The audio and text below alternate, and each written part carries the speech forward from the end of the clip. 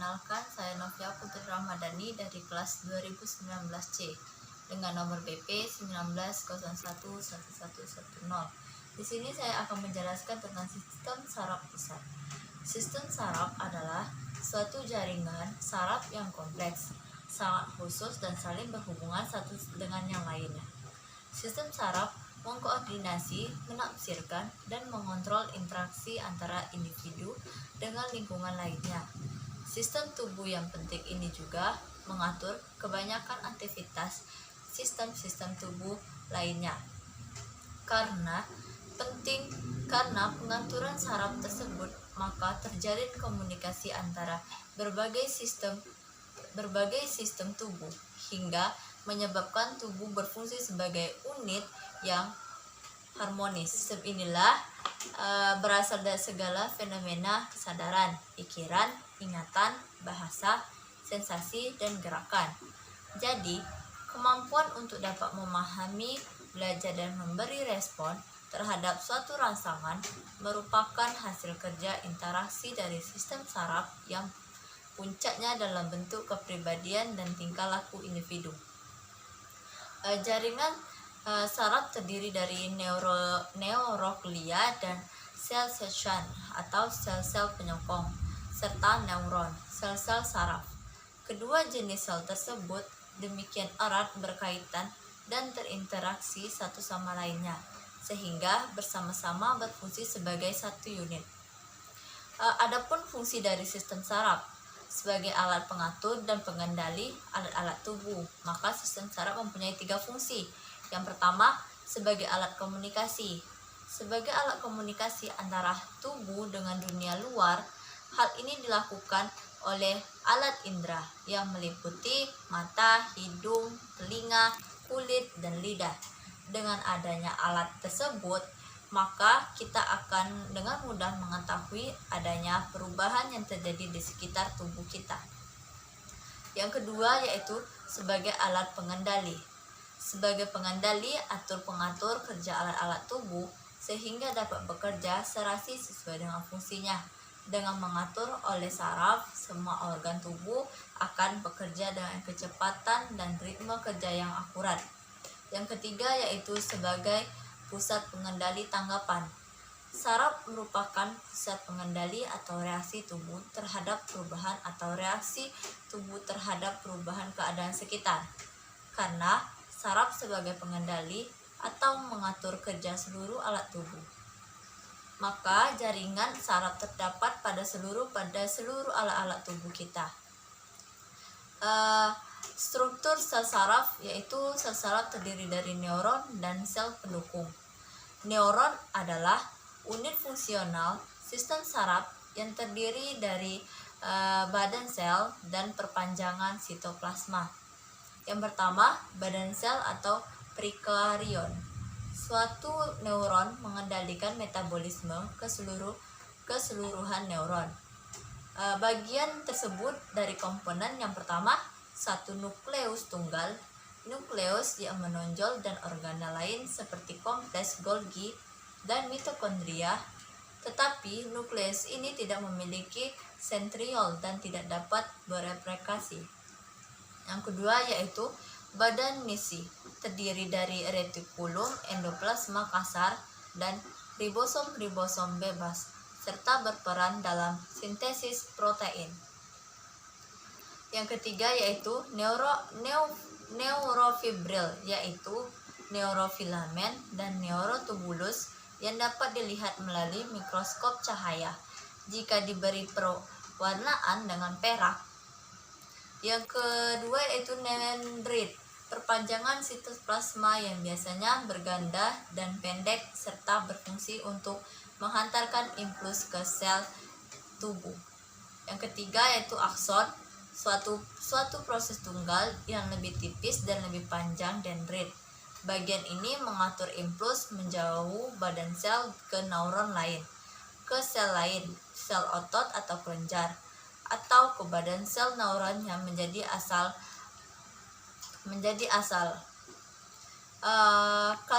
Klasifikasi neuron berdasarkan fungsi dan arah transmisi impuls Neuron diklasifikasi menjadi neuron sensorik, eferen atau mengatur impuls listrik dari reseptor pada organ indera atau suatu organ internal ke SSP.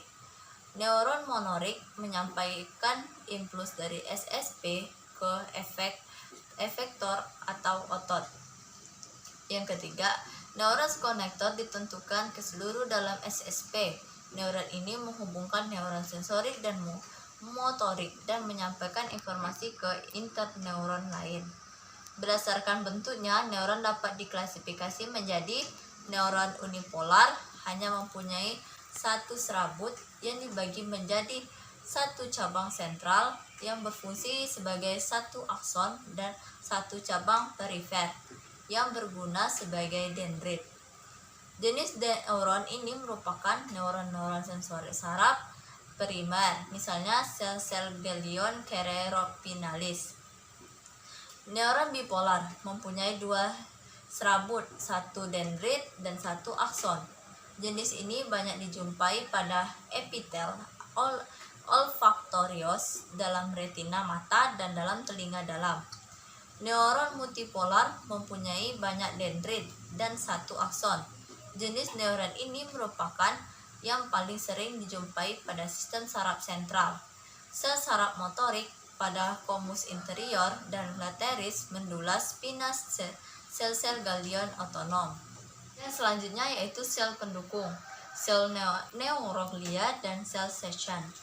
Neuroglia berasal dari nerve glue, mendukung berbagai macam sel yang secara keseluruhan menyokong, melindungi, dan sumber nutrisi sel saraf pusat pada otak dan medula spinalis. Sel Schwann merupakan pelindung dan penyokong neuron-neuron di luar sistem saraf pusat. Neuroglia jumlahnya lebih banyak dari sel neuron dengan perbandingan sekitar 10:1. Ada 4 sel neuroglia yang berhasil diidentifikasi. Yang pertama, astrosit adalah sel berbentuk bintang yang memiliki sejumlah proses panjang, sebagian besar melekat pada dinding kapiler.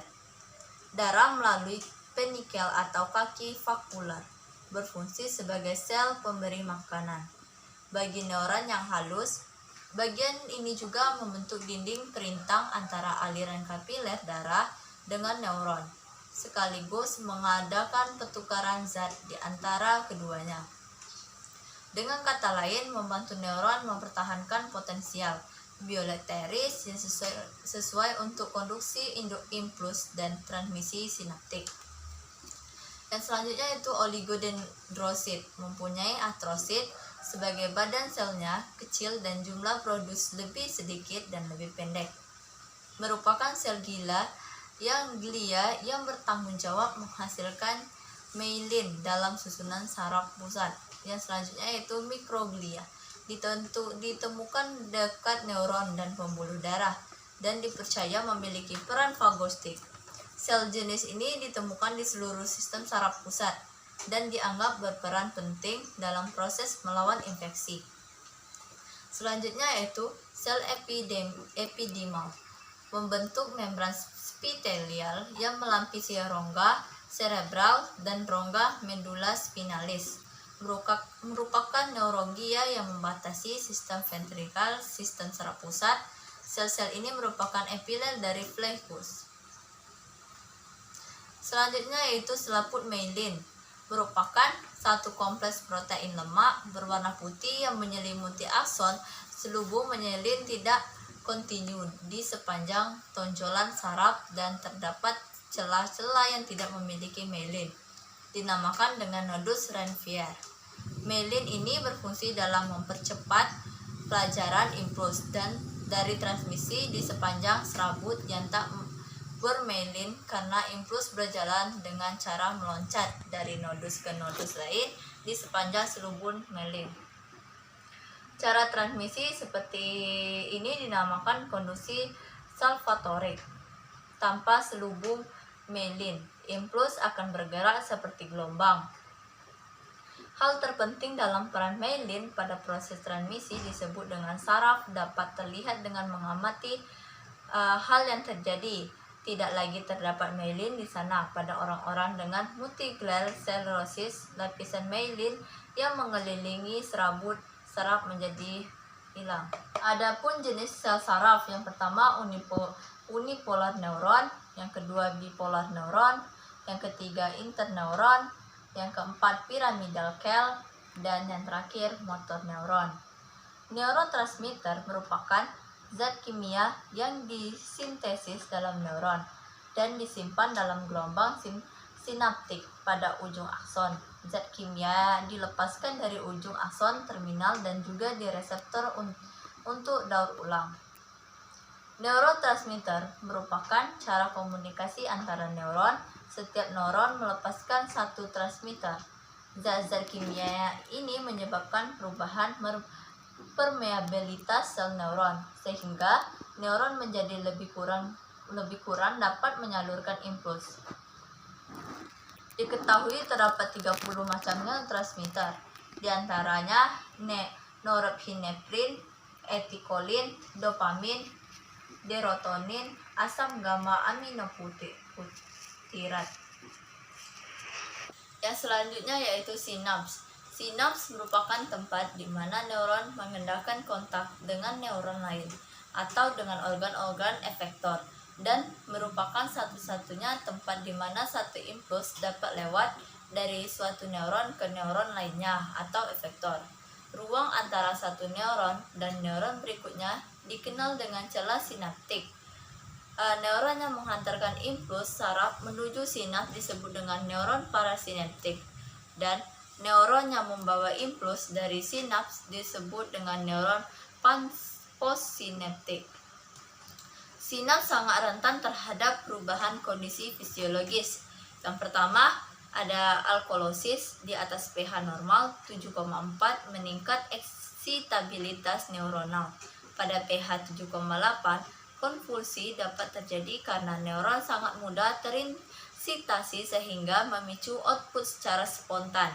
Yang kedua yaitu ada asinosis di bawah pH normal 7,4, mengakibatkan penurunan yang sangat besar pada output neuronal. Penurunan 7,5 akan mengakibatkan koma.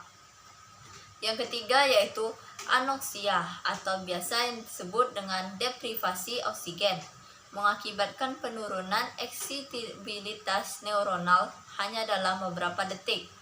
Yang keempat, obat-obatan dapat meningkatkan atau menurunkan eksitabilitas neuronal. Kafein menurunkan ambang untuk mentransmisi dan mempermudah aliran impuls. Anestetik lokal, misal nevokalin dan prokain, yang membekukan suatu area dapat meningkatkan ambang membran untuk eksitasi ujung saraf. Anestetik umum menurunkan aktivasi neuronal di seluruh tubuh. Impuls saraf yang diterima oleh reseptor dan disampaikan ke efektor dan menyebabkan terjadinya gerakan atau perubahan pada efektor. Gerakan tersebut adalah yang pertama, gerak sadar atau gerak biasa. Adalah gerak yang terjadi karena disengaja atau disadari. Impuls yang menyebabkan gerakan ini disampaikan melalui jalan yang panjang, yaitu gerak refleks. Gerak refleks adalah gerak yang tidak disengaja atau disadari. Impuls yang menyebabkan gerakan ini disampaikan melalui jalan yang sangat singkat dan tidak melewati otak. Contoh gerak refleks yang pertama, terangkatnya kaki jika terinjak sesuatu, gerakan menutup kelopak mata dengan cepat jika ada benda asing yang masuk ke mata, menutup hidung pada waktu mencium bau yang sangat busuk, gerakan tangan menangkap benda yang tiba-tiba terjatuh, gerakan tangan melepas benda yang bersuhu tinggi. Selanjutnya, perambatan impuls saraf. Setelah inisiasi, potensial aksi menjalar di sepanjang serabut saraf dengan kecepatan dan amplitude yang tetap. Arus listrik lokal menyebar ke area membran yang berdekatan. Hal ini menyebabkan gerbang natrium membuka dan mengakibatkan gelombang depolarisasi menjalar di sepanjang saraf. Dengan cara ini, sinyal atau impuls saraf ditransmisi dari satu sisi ke dalam sistem saraf yang lain. Saraf pusat manusia. Sistem saraf pusat merupakan pusat dari seluruh kendali dan regulasi pada tubuh, baik gerakan sadar atau gerakan otonom. Dua organ utama yang menjadi pergerak sistem saraf pusat adalah otak dan sumsum tulang belakang. Otak manusia merupakan organ vital yang harus dilindungi oleh tulang tengkorak. Sementara itu, sumsum tulang belakang dilindungi oleh ruas-ruas tulang belakang. Otak dan sumsum tulang belakang sama-sama dilindungi oleh suatu membran yang melindungi keduanya. Membran pelindung tersebut dinamakan medigas. Membran medigas terdiri atas 3 bagian, yaitu diameter merupakan selaput paling dalam yang menyelimuti sistem saraf pusat. Lapisan ini banyak sekali mengandung pembuluh darah. Arachnoid. Lapisan ini berupa selaput tipis yang berada di antara diameter dan durameter. Durameter, lapisan paling luar terhubung dengan tengkorak. Daerah ini antara lain diameter dan arachnoid diisi oleh cairan yang disebut dengan cairan cerebrospinal. Dengan adanya lapisan ini, otak akan lebih tahan terhadap goncangan dan benturan dengan kranium. Kadangkala seorang mengalami infeksi pada lapisan medigas, baik pada cairan ataupun lapisan yang disebut dengan meningitis. Selanjutnya yaitu otak. Otak merupakan organ yang telah terspesialisasi sangat kompleks. Berat total otak dewasa sekitar 2% dari total berat badannya atau sekitar 1,4 kg dan mempunyai sekitar 12 militer neuron. Penggolongan informasi di otak dilakukan pada bagian-bagian khusus sesuai dengan area penerjemah neuron sensorik. Permukaan otak tidak rata tetapi berlekuk-lekuk. Semakin berkembang otak seseorang, semakin banyak lekukannya. Lekukan yang berarah ke dalam lembah disebut dengan sulcus, dan lekukan yang berarah ke arah gunung dinamakan gyrus. Otak mendapatkan impuls dari sumsum tulang belakang dan 12 pasang saraf kranial. Setiap saraf tersebut akan bermuara di bagian otak yang khusus. Otak manusia dibagi menjadi 3 bagian utama, yaitu otak depan, tengah, dan otak belakang. Para ahli mempercapai bahwa dalam perkembangan otak, vertebrata terbagi menjadi 3 bagian yang mempunyai fungsi khas. Otak belakang berfungsi sebagai menjaga tingkah laku. Otak tengah berfungsi sebagai penglihatan, dan otak depan berfungsi sebagai penciuman. Otak depan terdiri dari otak besar, cerebrum, thalamus, dan hipotalamus.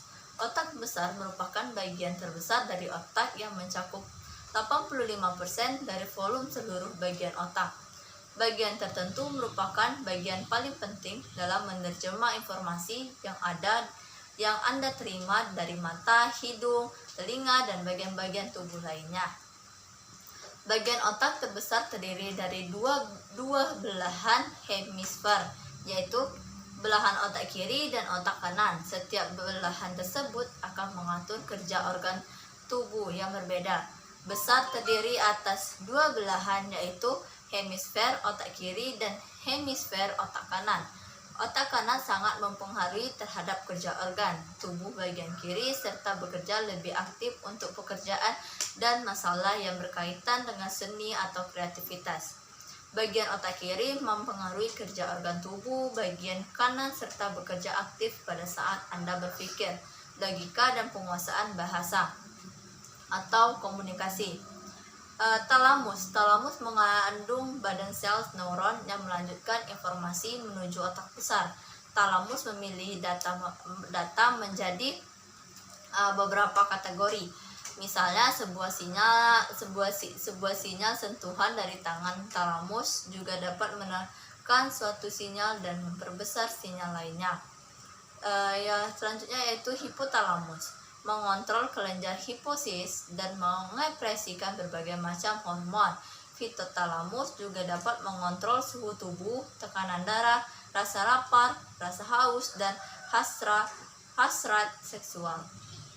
Hipotalamus juga dapat disebut sebagai pusat kecanduan, harus dapat dipengaruhi oleh obat-obatan yang menimbulkan kecanduan seperti amfetamin dan kokain. Beberapa macam dari hemisfer mempunyai tugas yang berbeda terhadap informasi yang masuk. Bagian-bagian tersebut adalah yang pertama temporal, berperan dalam mempengaruhi informasi suara. Occipital berhubungan dengan pengolahan impuls cahaya dari penglihatan.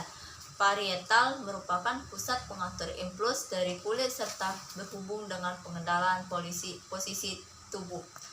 Frontal merupakan bagian yang penting dalam proses ingatan dan perencanaan kegiatan tubuh. Otak tengah merupakan bagian terkecil otak yang berfungsi dalam sinkronisasi perkenalan kecil, pusat relasi dan motorik, serta pusat pengaturan refleks. Pupil pada mata.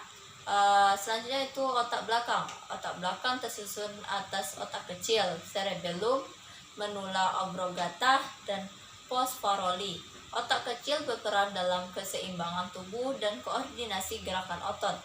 Otak kecil akan menginteraksi impuls saraf yang diterima dari sistem gerak sehingga berperan penting dalam menjaga keseimbangan tubuh pada saat beraktivitas. Medulla spinalis, susunan tulang belakang. Susunan tulang belakang medulla spinalis merupakan perpanjangan dari sistem saraf pusat. Seperti halnya dengan sistem saraf pusat yang dilindungi oleh tengkorak kepala yang keras. Sumsum tulang belakang juga dilindungi oleh ruas-ruas tulang belakang. Sumsum tulang belakang memanjang dari pangkal leher hingga ke selengkangan. Bila sumsum tulang belakang ini mengalami cedera di tempat tertentu, maka akan mempengaruhi sistem saraf di sekitarnya, bahkan menyebabkan kelumpuhan di area bagian tubuh seperti anggota gerak bawah kaki. Itulah penjelasan dari saya tentang sistem saraf pusat. Apabila saya ada salah kata, saya mohon maaf. Wabillahi taufiq wal hidayah. Wassalamualaikum warahmatullahi wabarakatuh.